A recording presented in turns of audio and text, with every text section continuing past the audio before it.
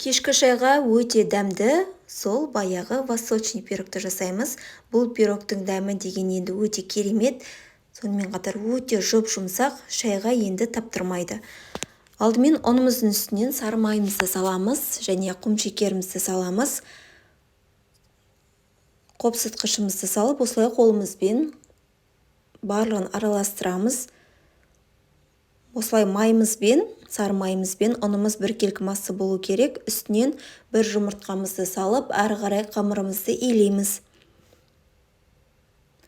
Бізде осындай жұп-жұмсақ қамыр пайда болады. Енді бұны салфа мешокқа салып, холодильникке 15-20 минутқа қалдырамыз. Менде ұзақ тұрмады, 10 минуттан кейін алып, кешкі шайға үлгеру үшін тез-тез пісіріп алдым. Енді осылай оқтаумен жайсаңыз да, немесе формаға бірден салып орналастырсаңыз да болады.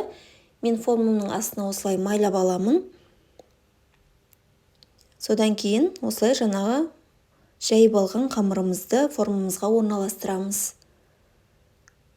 Бұл пирогтың бір жақсы жері көп уақытыңызды алмайды, тек қана қамырын илейсіздер, үстінен начинкасына өрік мейіздерімізді, орехтарымызды саламыз. Енді грек жаңғақтарын осылай салдым. Менде грек жаңғағы аз болғандықтан орешке қостым. Енді оның үстінен мейізімізді, өрігімізді қосамыз. Мен грек жаңғағын және орешканы, өрікті осылай бөліктерге бөліп алдым. Мейізді бүтіндей салдым.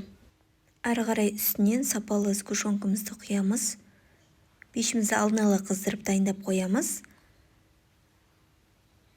Осылай сгущенкамызды құйып болғаннан кейін 180 градуста 30-35 минутта пісіріп аламыз.